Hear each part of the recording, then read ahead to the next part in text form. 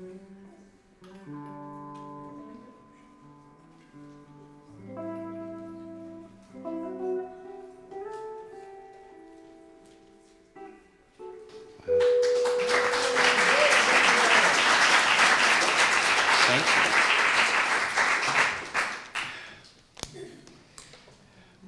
It's another early morning, like a million other grade school mornings, and I'm still half asleep. The TV is in the living room, glowing on Channel 4. And down the hall, I hear them singing, "Peace, love, and happiness. Peace, love, and happiness." That's because the Skipper Chuck Show is on the air.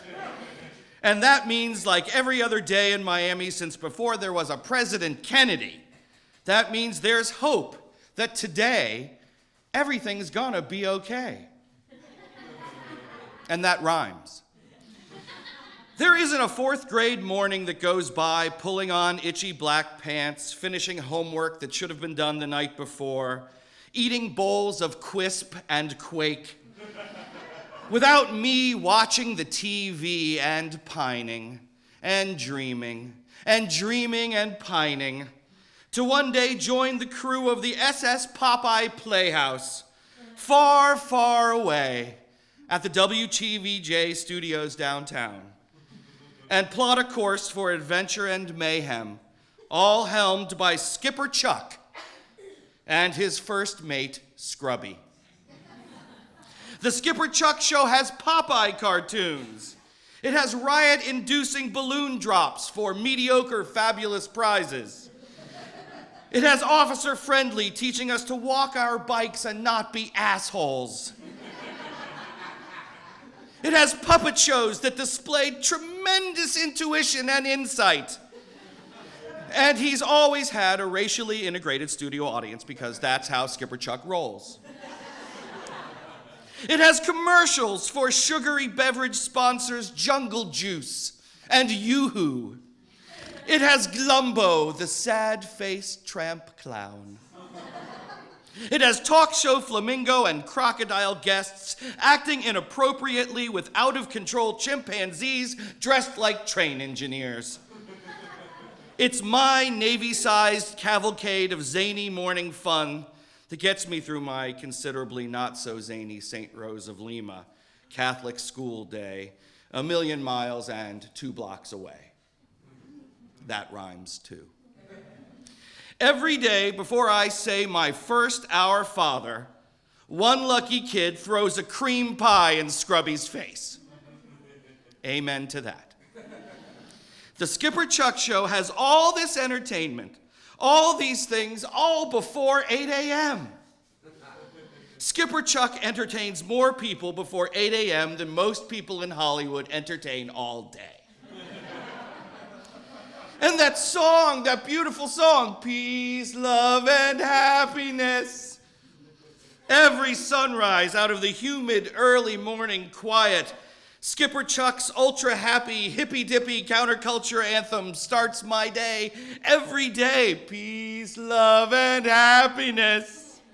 Swaying along with the kid-crammed studio audience on TV, waving my 3 middle fingers in the air, waving very much like I just don't care. 1 for peace, 1 for love, 1 for happiness. I hear it, and I'm ready. 4th grade ready for anything. I don't know what kind of Navy the skipper's running downtown. But I know one thing. I want in.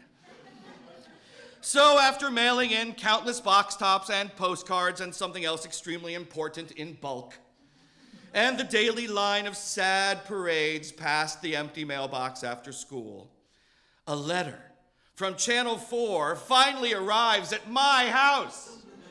A letter from Skipper Chuck himself greets me with, "Ahoy, matey!" and permission to come aboard, instructing me when and where to come sail away, alongside Skipper Chuck and Scrubby.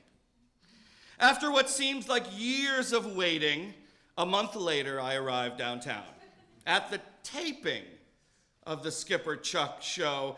Apparently, all the madness does not happen live between 7 and 8 a.m. each morning. I wondered how everyone was so fucking cheery at 7:15 a.m. all the time. The Skipper Chuck Show is recorded on tape every day at 4 to air the following morning. Quietly, my childhood time-space television continuum is totally shattered. Pretty sneaky, Skipper Chuck. Before the shock sinks in, they sing the song, and we're on our way. After a saucy pelican runs amok, and the cream pie to the face, the skipper launches the completely different brain-teasing game show that he officiates in every episode.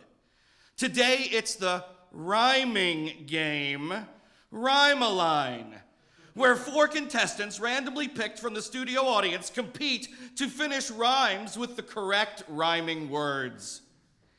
I raise my hand like a redheaded freak. And randomly, Scrubby picks me. After navigating the rough seas of competitive rhyming, complete with behind-the-scenes contestant mind games, it's neck and neck. I hit the final buzzer to finish the rhyme. When a cop is old, he's a real tough cookie. But when he's young, they call him a... God, I'd love to rhyme. And I win. The fabulous prizes, this album.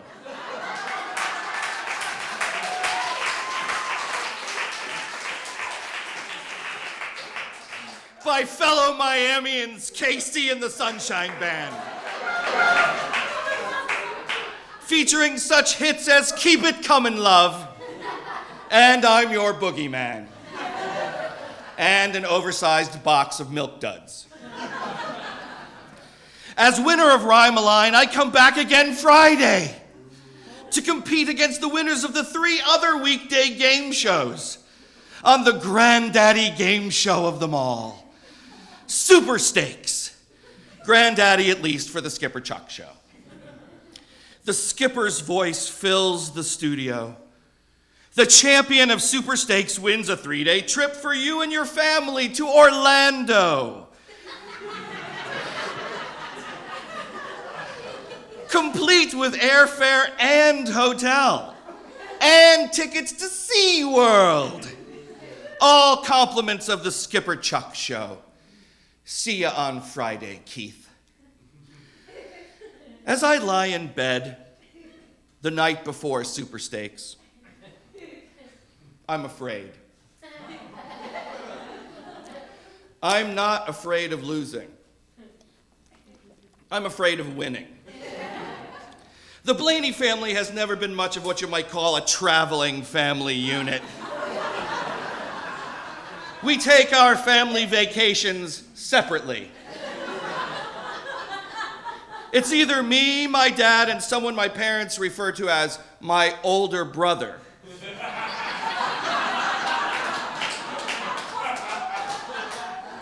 Golfing our way around Florida, or me summering in Philadelphia with Mom. And never the twain shall meet. And not to be ungrateful to the skipper, but nobody cares about SeaWorld when you're from Miami. We have 2 seaquariums. The whole place is a fucking seaquarium.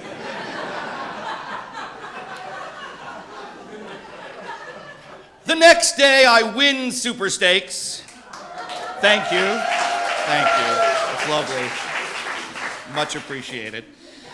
And a month later, the Blaneys go to Orlando as a family. My father immediately ditches the free tickets to SeaWorld and pays for tickets to Disney World, which is on the other side of Orlando, so he pays to rent a car to get us there. So other than my older brother living up to his billing as a complete asshole, immediately ditching us and golfing on mouse-eared shaped golf courses for 3 days, and my mom throwing up on a ride called Mission to Mars in Tomorrowland, our trip together is uneventful. All my dad wants is a scoop of butter pecan ice cream on Main Street.